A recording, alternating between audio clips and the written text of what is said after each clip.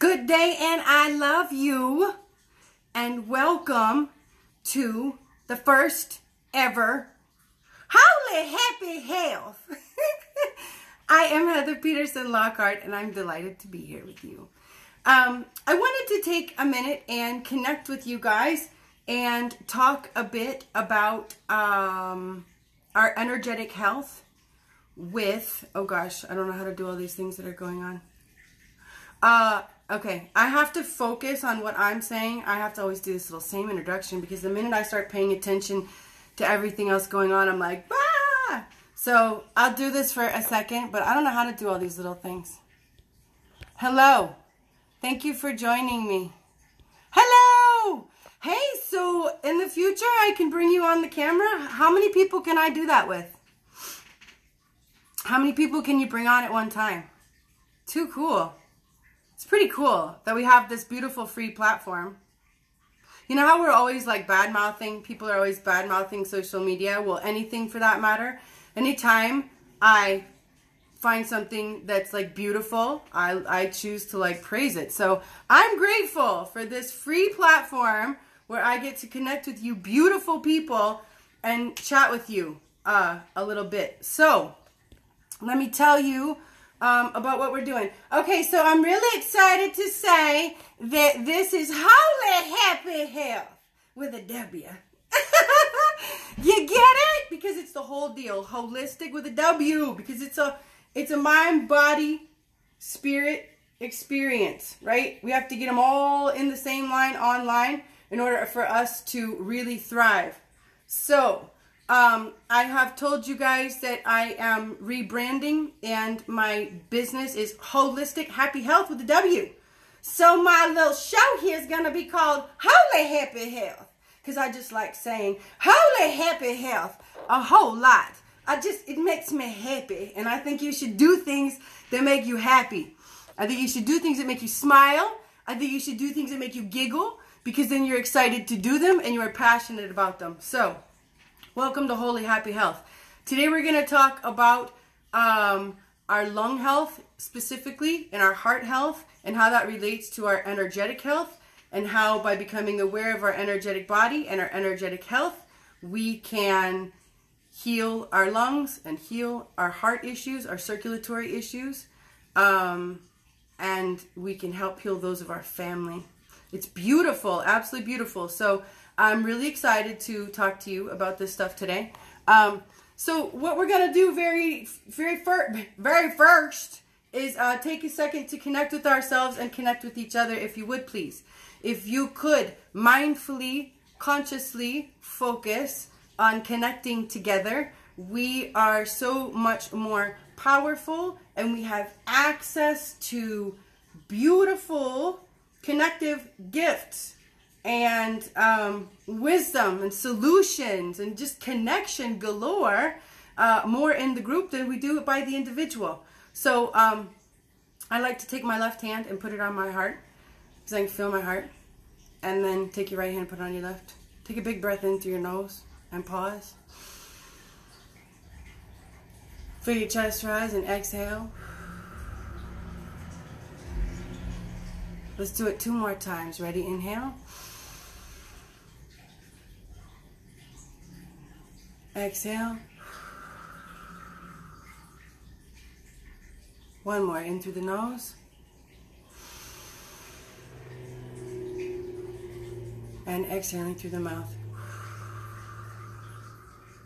With your eyes still closed, say I love you to yourself and become aware of a power greater than yourself that has everything in line and on time. And let's just say thank you. Thank you for being here. Okay, we're in full-fledged in Gemini season now, and for those that are wondering why I talk about astrology with health, let me just first tell you, if we went back to when people were really, really smart, like Socrates' time and Plato and Da Vinci and any of the greats, if you were not learned in astrology and you called yourself a scientist or a doctor, they would laugh at you. It's not that history repeats itself. It's that we live in a mathematical universe. And astrological dynamics are mathematical and reoccur. When they do, an energy is presented. If human consciousness has not evolved, then there is a high chance we will choose a similar solution. Hence, history repeating itself.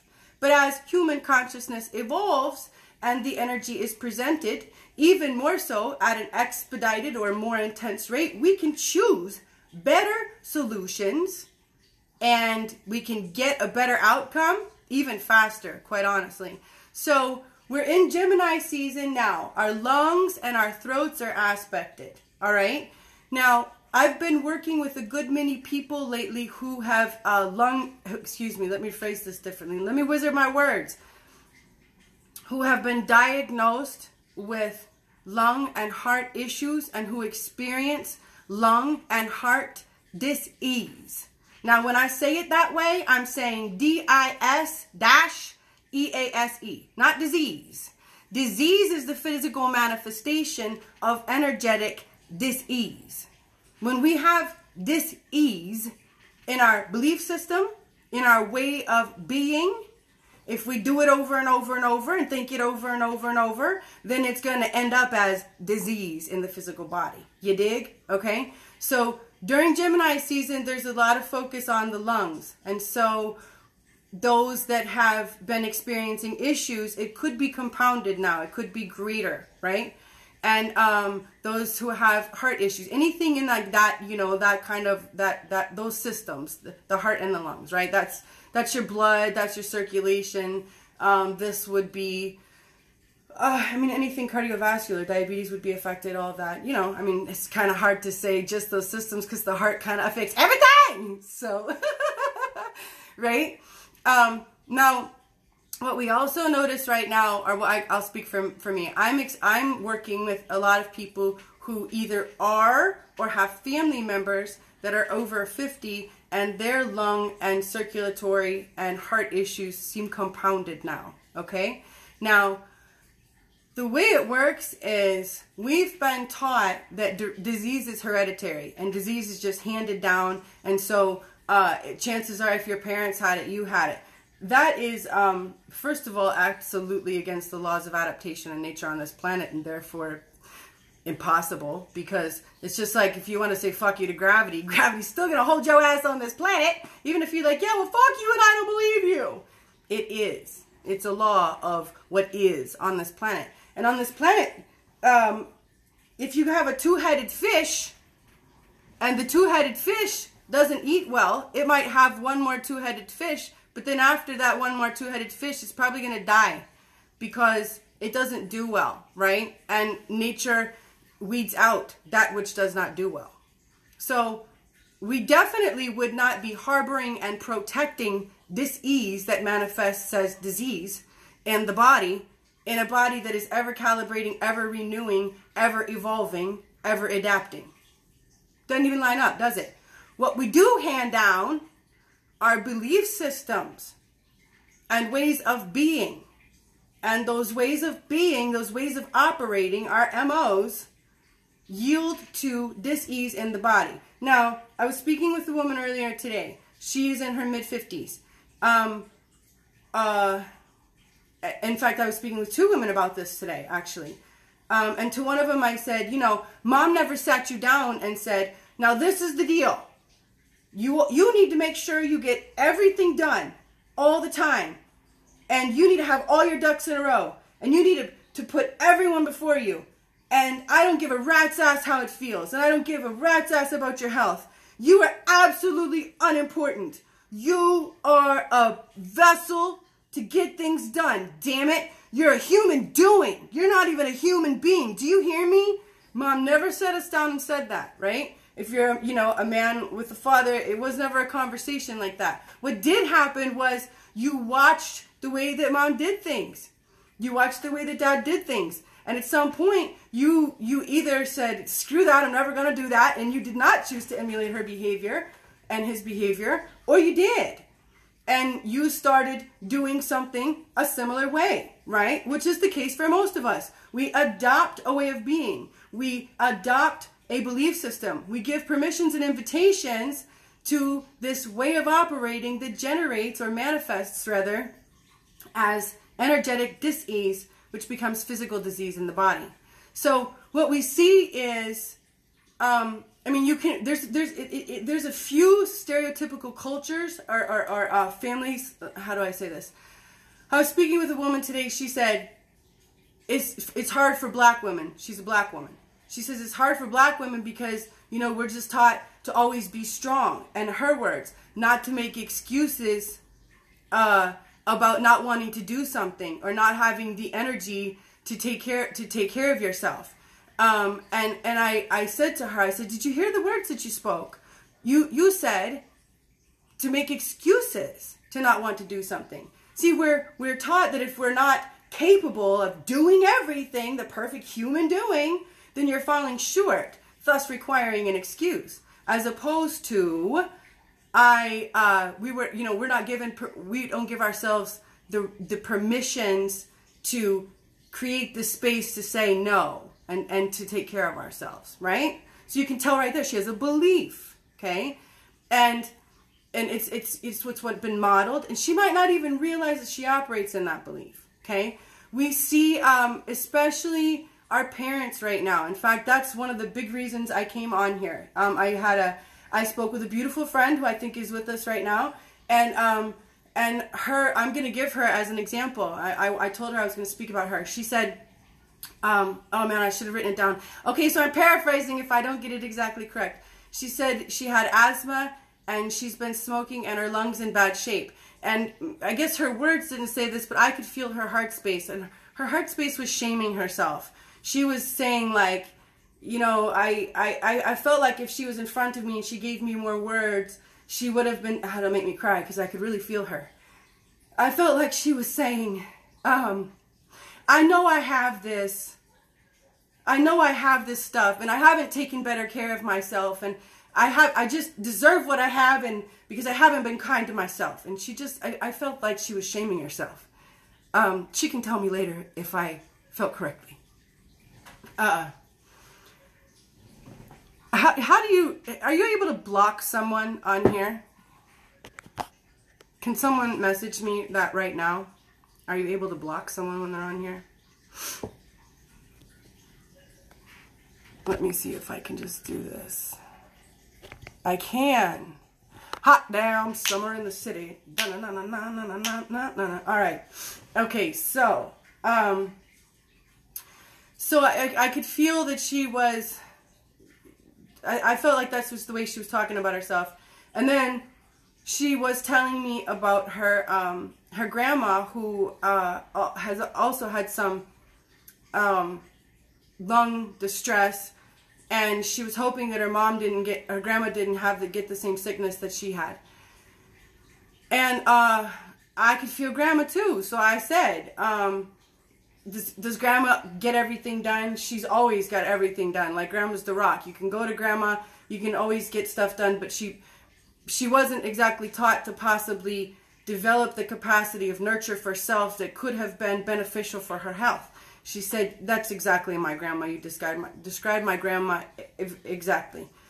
And I'm an energetic healer. I could feel grandma. But grandma is not unique in the way that of about 50 and over right now, we see a correlation with, you know, our beautiful parents, our grandparents, or you, depending on who I'm talking to and what age you are. Our parents were taught to be human doings instead of human beings. They were taught to get it all done in rapid fire form. And emotions didn't have a place at the table. I mean, in fact, sometimes your emotions compromised you because you had so much to do, damn it.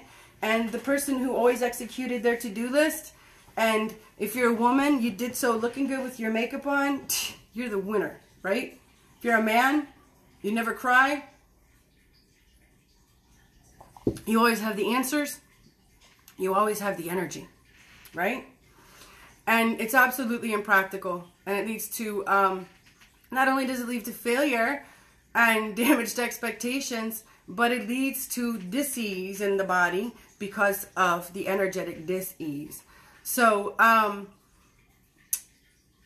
want to introduce, I'm going to introduce the energetic body, and I'm going to introduce how you can start working with your energy in the most elementary, or I shouldn't say that, well, you know, simple to understand and digest form that I think we can do. And I've been working on this one for a while. In fact, this is the same way I teach it to kids, which is really cool, because you can show this to your child. In fact, I remember teaching this to my son when he was very little, and I had a bunch of little kids on the floor, and I asked questions as I taught them this way. It was so beautiful to hear their very prime, very open questions and understanding and digestion of this. So we are energetic bodies. We are energy in matter form. And everything is energy, right? You know, we're all familiar with Einstein's comment, Einstein's comment. It sounds like it's an off-the-cuff comment. Einstein's statement of, you know, and everything is made of energy, never ceasing or always moving, whatever. I should have read it before I got on here. You get the deal. Anyway, so we are energetic bodies, but we're not really taught that. You know, like in school, we're taught that we are organs and flesh and blood and bones, and that's about it. And yet it is known that the human in rest form generates approximately 200 kilocalories of energy a day, hence the US RDA food pyramid for a 2,000 calorie a day diet. If we didn't generate energy, we wouldn't need to eat, we wouldn't need to drink, we would just be a void, right? So we are energetic beings, and yet we don't think about this. We do in some forms. For example, when we see a little kid that's like bouncing off the walls, you know, you always hear the older person going, I wish I had some of their energy. An example would be, imagine if you're a college kid and you said, I have to get all my energy together because I have to sit down tonight and write this term paper and I have to get it all finished. And then on the other side of that term paper, the college kid says, that paper took all my energy, right? So they're talking about energy as an actual commodity, right? If you have a conversation with a friend that makes you feel some type of way, whether it's better or worse after you get off the phone, your energy has changed. You don't get off the phone and your ear looks different, or you're a different color, or something's changed in your environment. Your energy has changed because the conversation hit you some type of way, right? And we see it all the time when, you know, this is a very, very easy one. Everyone knows the person that you always want to come to the party.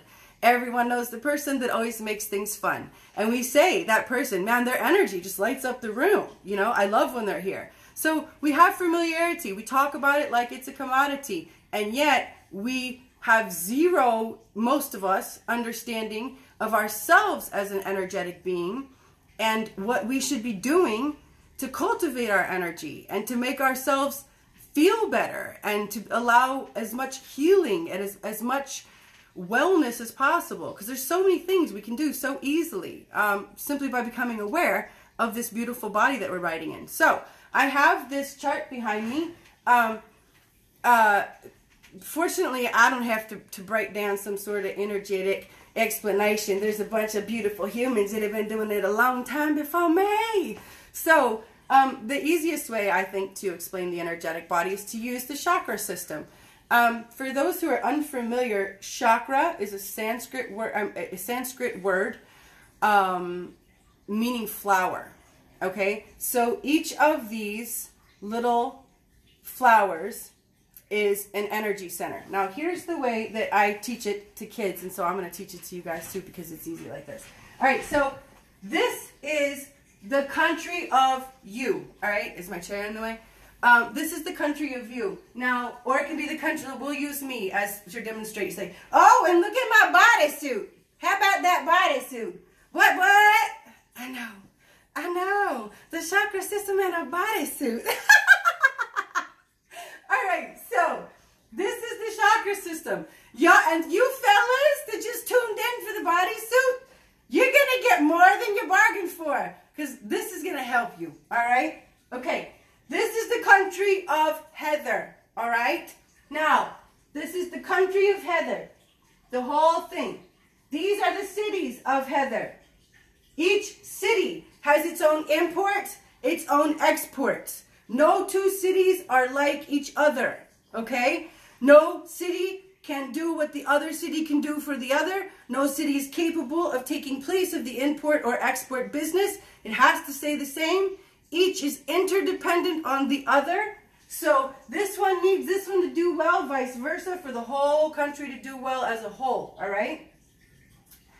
So, in each of these cities, there's a train station. There's a train depot. Now, the train depot just goes like this. And the trains come in and the trains go out. And as long as they're running well, everything goes good. The imports that need to come in, and the exports that need to go out, go out. And the trains, and then there's a master train that runs through, right? And, you know, picks up the stuff from everything and goes to the next one and goes the whole way through and circulates the whole city. And if everything runs as it's supposed to, then everything in the whole country runs fine, okay? Now, if there's a backup in one of the cities, then it depends on like how major the backup is. If it's a small backup right here, and then like the trains start to get backed up and they junk up and they start to condense and build up around here, then it will affect this city, and this city's function and overall well-being could be compromised. Now, if it gets rectified fairly quickly, then things are good. And the function will be restored and no damage will be done. You know, they'll just put things back where they need to go. But if it stays clogged for a while, then not only could there be some damage done, but it'll start to affect the other cities and then the overall country's function as a whole, okay? So each of them has to stay balanced and flowing and well, all right? Now, each of these has a different job in the country of Heather. This city right here, this city's job is to establish stability, safe perimeter, just to get on the ground, man, to like make sure that things are safe. This is like the border, the balance. I'm trying to think of what they would be importing or exporting. Like just the overall wellness, okay? And then the overall safety, and stability. And then we move up here, and this one starts to become, this one is a little more about pleasure. This one's more about pleasure. This one deals with the things that we want and the things that this country desires. Because we know it's important. Like, we can't just be all about our safety. We can't just always be about survival. That's the word I was looking for earlier. This is about our survival, our fundamental survival. This city deals with that. So we can't always be like survival mode, right? We gotta get up here and be like, ooh, this is pretty. I like this. I like that. I want this. This makes me feel good. Okay? This is what this city works on. Then this one is our overall power. Like, is our country operating like it should in the whole world? Is our place in the world, are we utilizing all of the gifts of the world? I'm sorry, of the country. And then up here is just about loving. This city is just about spreading love. It's just all about love. Loving on us, loving on everything else, allowing everything else to love on us. That's all it is. It's just love. There's just nothing but love going on there. And then this one is about communication and what we're seeing and hearing going on around us and connecting in that way. This one is about tuning in on a higher level and seeing a vision that's possibly above and better than our reality. That's what this city's going to work on. And then this one is going to be about really connecting in a higher level to a power greater than ourselves, to the spirit world, the spirit, whatever it is you wanna to say. Okay? Now, that's the way each of these works. Now, to bring it back to what we were talking about earlier, we're going to talk about the heart chakra. When the heart, so each of these, I jumped the gun. Each of these deals with its own function in the country, okay? Now, if I take that and I put that analogy on the human, right, then each one works with the same functions that I just told you about for the human, and they also work with specific physical functions in the body and physical organs, all right? And so when I was telling you that there could be a backup in one of the cities, let's say there's a backup in the love chakra, in the love city, and the trains get congested and they start to back up and fill into the streets. I'm sorry, the train tracks. Too many analogies. Into the train tracks, and they start to spill over, and the depot is like flooding the town, and the town is becoming congested. The town is feeling under pressure, right? And as the pressure builds, the pressure starts to affect the other cities, because the other cities are feeling the pressure of this labored city with the congestion and the inability to release the binding train jam in that city. The congestion is the lungs.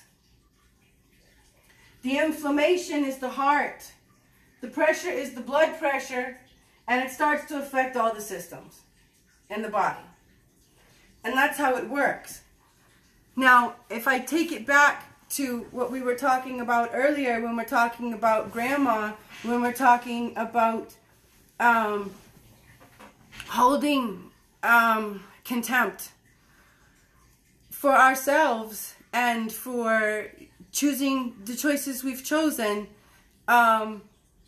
we are perpetuating the jam. We are not only not letting the trains unjam, we're like, I'm not even gonna acknowledge they're there, because, well, that would mean I did something wrong or bad, or that I need help, or that damn it, I have a train jam. I mean, who the hell wants to say that, right? Right? That's what it would come down to. You want to go to another person and be like, go with my analogy. I have a train jam in my heart and I have to get it out, which means I have to let you help me pull those trains out, which means I have to let you love on me, and I have to say I don't have all the answers here, and well, shit, I've never done this before, and I don't know how to unjam these trains. You know, and especially the older people, that right behind that comes all that shame that you shouldn't need to. You should just deal with the jam. And learn to make it not hurt. But it doesn't go away. And it doesn't not hurt. And what happens is the jam energetically then manifests as the, like I said, the lung congestion and the backups and the buildups and the stuff. So, it is useful for us to flush our energetic system and to learn to regard ourselves as energetic creatures, and to learn to, it sounds so simple, but it's so hard, to be compassionate and learn that the messages and the emotions that come to us in our body are beautiful beacons of need for more love and more attention. They are not, yeah, well, serves you right for the choices you made. Because if I feel correctly, that is what one of my friends was regarding herself. That's the way she was treating herself. And I've been there. I lived a lot of my life there. So how do we unjam them, right? So how do we unjam them? We learn to develop a dialogue with our body. We learn to let the emotions and the messages come up, and instead of shutting them down, allowing ourselves to sit in the discomfort for long enough to say, whoa, whoa, whoa, whoa, whoa, whoa, whoa, whoa, whoa, who the fuck are you? What the fuck are you? And I almost treat those like really sharp emotions, and if I have a health dis-ease, like, well, it feels like someone came banging at my door, to be honest. Like, yo, bitch, I'm here. And I've got no choice in the matter, right? But I do. So I open the door. And I'm like, this is just speaking frankly. I'm like, all right, motherfucker, what we gonna do? Because it looks like you're here to stay unless I acknowledge you and I give myself what I need, which is, love and compassion. It sounds so silly, but it can truly heal everything. So for the older person and for people like me, I mean, that's how I know this stuff. And that's how I learn to work with others in the way that I do. For those who have been with me for a while, you will completely understand, and I've said this a zillion times. I am a woman. I am all woman. I am a beautiful woman. But my energy, I feel like sometimes is very, I don't know, I want to say male in nature. Maybe it's just because it's so strong. But I have not been a gentle, compassionate, feminine woman towards myself in my past. And so it was not easy for me to, like, when someone's like, Heather, you need to learn to love on yourself. Yeah, thanks, motherfucker. I got that. Could you give me a step ABC program for that? Thanks. I used to get so angry about that kind of stuff. So I had to make my ABC programs. And what I find easiest is to find a way to play to start to say kind things to myself and allow others to say kind things to me. I'll tell you a quick story. And then I have to get off here because I think this is useful. And I think it ties right in. I was driving. I had a friend who had surgery, and she was laid up. She was unable to cook and unable to move, and so I had cooked her dinner. And so I was driving to her house. This is, I don't know how many years ago. I was driving to her house to deliver the dinner, and it was 5:30, I remember. And I was thinking, God, you're an asshole, Heather. Like, who waits till 5:30? Who waits till 5:30 to figure out they're going to be having dinner? Like, they're probably already having dinner, or they're probably at the grocery store, or they're probably wondering what they're going to have for dinner. They're probably, I was just like totally beating myself up that I hadn't had the dinner dropped off at 4. And what's really funny, this is why I'm having a hard time concentrating. I'm just going to go ahead and say this. What I'm feeling right now is I could hear my grandmother. How funny is that? How funny is that? I had not realized that before. At the time it happened. But I can hear my grandmother in my thinking, if that makes any sense. That's that belief system. That's where those things come from. And by the way, that is not a slam to my grandma.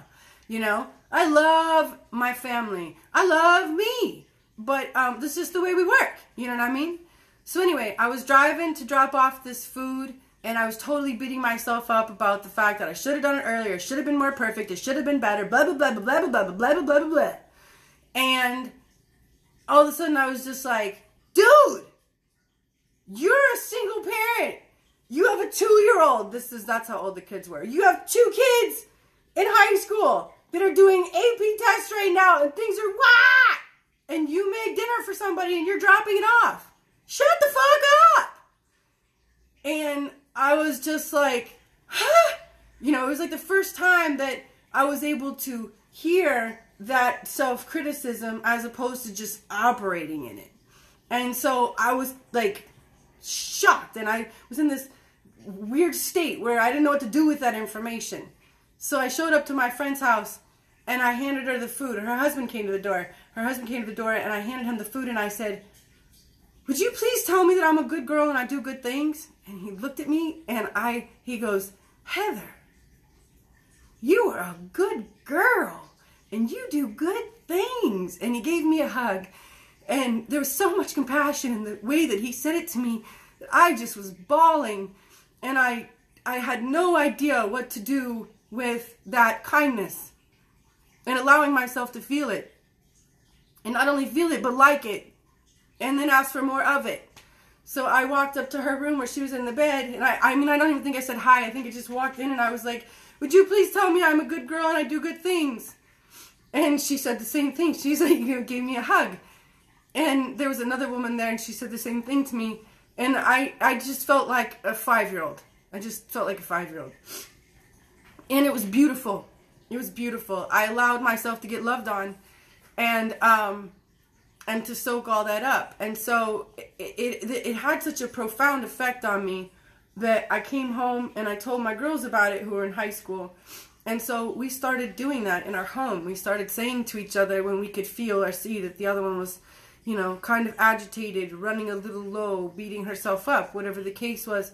One of us would say, you're a good girl and you do good things. And it would just soften us and put us in a state where we could receive love. And so that would be my best go-to to give you, to start allowing yourself to receive more love. To say to yourself, I'm a good boy and I do good things. And I am a good girl and I do good things, you know, depending on which one you want to say. And, you know, if you want to take it the step further, you could write it down. Let your eyes see it. Your consciousness processes it. Spirit is watching. And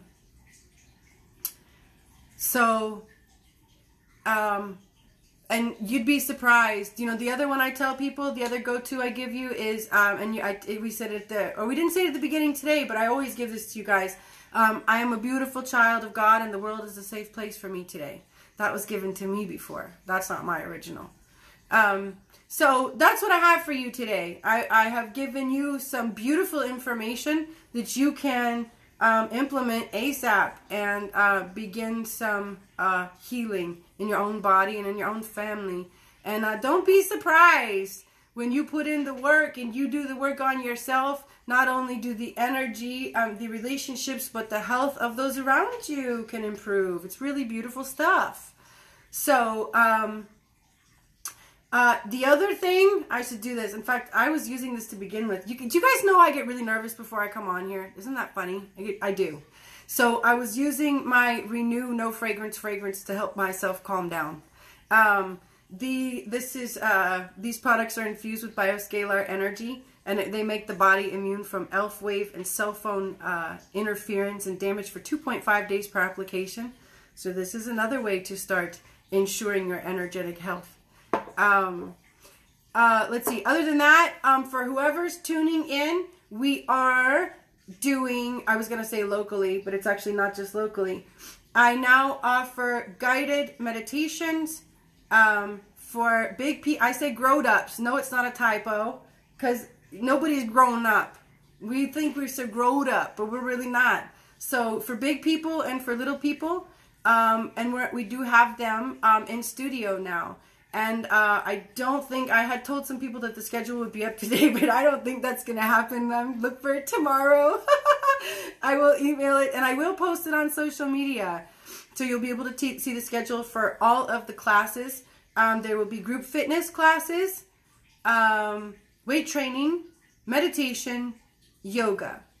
And then the events that are coming, I don't know if I can announce all those yet. I should probably be safe and not say anything yet. We'll just say stuff along the same lines. And totally, if I didn't already just say this, forgive me. Now I'm starting to ramble. children's meditations, and Mommy and Me events. So if you are wanting to introduce yourself and your child, or whatever, just your kids, just you, to meditation, these are wonderful opportunities to do it in some really fun, non-threatening ways. Because in my experience, when you make it fun, it works, yo. There's a real reason for that. It's actually because you have disarmed the placebo effect, which is a cellular membrane. If any those into quantum healing and molecular biology are tuning in, that's really beautiful information. It's responsible for 30% of your healing. So when you are in a creative space, in a state of play, you are not exercising cognitive dissonance, operating in fear, your vibration is high, and the cellular membrane is compliant and pliable and permeable. How beautiful is that? What? Yeah, she's pretty and smart too. Hey. I'm going to pull a card for us because I love it. Obstacles or detours in the right direction. If you guys have not yet, please like, follow, and share my new page, which is Holistic Happy Health with a W. And stay tuned for the next Holy Happy Health episode, where we learn fun, free, holistic ways to help and heal our beautiful physical and energetic bodies. Thanks so much for tuning in. Please leave your comments and questions. I will get back to them. Might take me a couple days, but I will get back to you. If you're interested in working with me personally, please email me at holistichappyhealth@gmail.com. And don't forget the W. I guess it doesn't matter which way I do it. Oh, it's like the gift that keeps on giving. Look at that. I love you. Have a great rest of the day.